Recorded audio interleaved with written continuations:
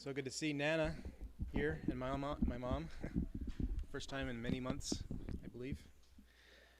Hopefully everybody can hear me on live stream land. I'm gonna hope that I am picked up by the mic adequately. Cameraman says yes. So as Joel mentioned earlier, this is our time for memorial of Jesus' death. And I think it's interesting how what God prepared me with, because this is, in some respects, it's a memorial of how the children of Israel were slaves in the land of Egypt. But in the past couple of weeks when I've been going to work, some mornings I've been listening to audio Bible readings. So I thought, well, where should I start? So I started in Genesis. So I've been working my way through, and just this past week, believe it or not, I started on the book of Exodus. And so I just got to listen to the account of Joseph in Egypt at the end of Genesis. And then now I'm in, I just finished the account of Moses in Egypt. And so it's interesting when you listen to the Bible read in large portions and you're just listening to it read, you get to grasp a little different concept, a little different context, and you see things that you don't see when you're looking at just a single passage or a single verse. So there were some interesting things that stood out to me. So I will review those, and then we'll be thinking about that in context of remembering that the children of Israel were slaves in Egypt. So Egypt is, by historians, Egypt is said to be one of the first centralized, or the first centralized government. I'm not sure if you could actually say that, but that's what a recent documentary that we watched stated.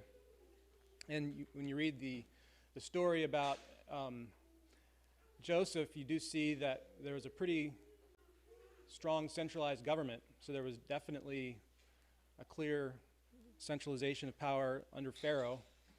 And he had organized fairly extensively, even down to storing food for his people. And so the story of Joseph and Moses, I'll call the story of Pharaoh and the drought versus Pharaoh and the plagues. The story of Joseph is how Israel went into Egypt. The story of Moses is how Israel left Egypt. Joseph grew up in the wilderness, but ended in Pharaoh's palace. Moses grew up in Pharaoh's palace, but ended up in the wilderness.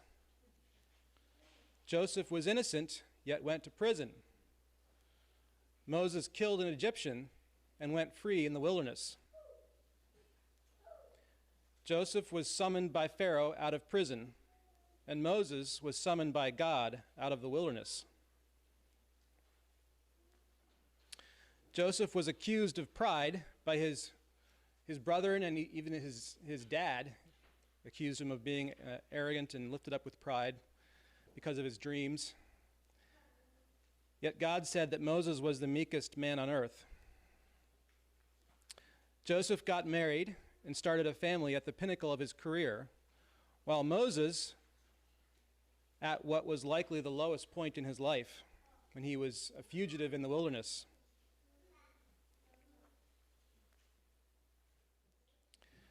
Joseph ruled Egypt and brought salvation to Israel. Moses ruled Israel and brought destruction to Egypt. Both Joseph and Moses did not speak on their own authority, but on God's. To the good Pharaoh, Joseph interpreted Pharaoh's dream. To the bad Pharaoh, Moses delivered God's command. The good Pharaoh regarded God's warning. The bad Pharaoh disregarded God's commands repeatedly. The good Pharaoh gave Israel jobs in the best of the land of Goshen, taking care of his livestock. The bad Pharaoh enslaved Israel in hard labor. When Israel entered Egypt, Jacob blessed Pharaoh. When Israel left Egypt, Egypt had been cursed by God. When the drought was over, the good Pharaoh owned everything in Egypt. When the plagues were over, the bad Pharaoh had lost everything in Egypt, even his own life eventually. Israel paid for their grain that they bought from Egypt during the drought. The Egyptians paid Israel as they left Egypt and plundered the Egyptians. God used both situations to forge Israel into a nation. By going to Egypt, to the land of Goshen, they established an identity, or I should say God established an identity as a people and did not disperse. In leaving Egypt, God established a national remembrance for Israel called the Passover, which is why we celebrate the Lord's Supper today.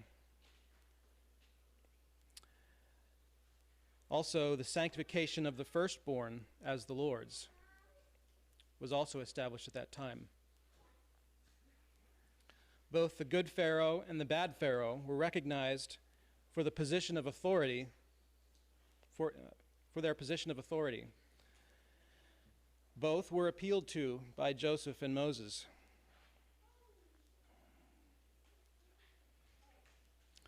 I've often wondered, what was Joseph thinking when he endured the rejection that he had from his family, leading up to the point when he was cast into the well and left to die, and then eventually sold into slavery by his brothers? Even his dad, it said he was seemed to rebuke him for his what he believed to be pride. And so Joseph, in many respects, went through a lot of adversity and hardship. That story, when he was there with his brothers, even though he was in a large family and his parents loved him, he was still alone in many respects. And then he went from that difficult situation in his home to being sold into slavery, and then from there falsely accused and cast into prison, which is one tragedy after another, one hardship after another. But yet God used that in his life for good. God prepared him for being the second ruler in Egypt. And I've also wondered, how is it that Moses, who was only 5 when he went into Pharaoh's house, how did he become such a godly man of God and ruler of Israel?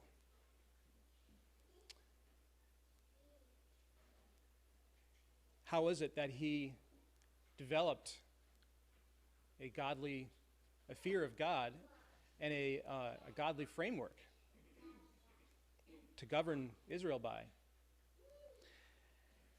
Well, I can remember when I was between the age of 3 and 5, and there was one day I was in the back of our car with my mom. We had gone to, I think it was the post office. It was at the intersection of 7th Street, the 7th Street Shopping Center in Frederick. And I was sitting there, and we were sitting at the traffic light, and I saw this great big, I'm not sure if it was a cement truck or a dump truck, some big truck drove by. And I was really impressed by that big truck. And I told my mom, I want to be a truck driver when I grow up.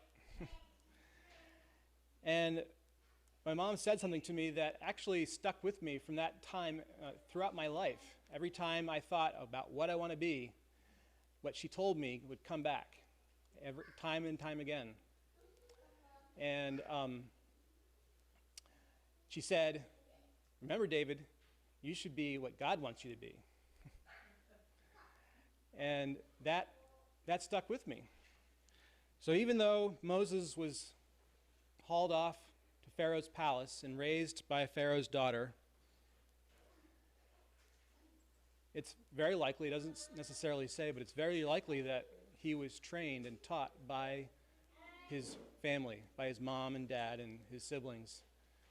And because they knew he was going away, they probably made all the more effort to do so.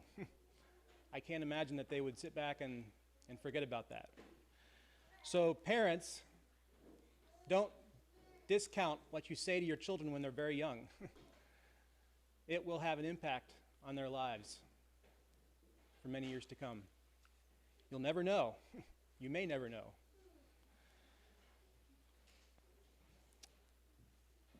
So,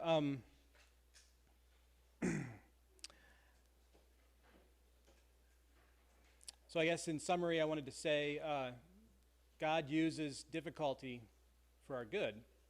The hardships that both Joseph and Moses went through, God used to prepare them for the positions of leadership and authority that he had for them later. And also, it's appropriate to speak to earthly leaders, both to give counsel and rebuke, so long as we speak as the Lord's servant in his name. Both Joseph and Moses were clear when they spoke to Pharaoh that thus said the Lord, that it was God that was giving them the words to say. It wasn't their own word. It wasn't their own authority that they were speaking by. So, this is our time to remember what God has done for us. The Passover, as Joel mentioned last week, was when God took the firstborn of Egypt, but he passed over the children of Israel and spared them because of one thing. What was that one thing? Children. Do I have any children back there that want to comment? That's right. When they saw the blood of the lamb on the lintel of the door, God, the spirit of death passed over and spared the firstborn in that house.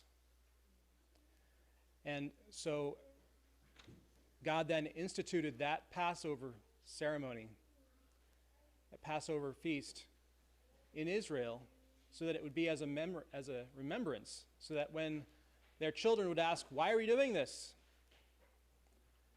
that it would be an opportunity to teach the children that it was because the firstborn were spared, the firstborn males were spared by God. They were passed over because of the blood of the Lamb. And it was the Passover feast that Jesus was celebrating at the Lord's Supper.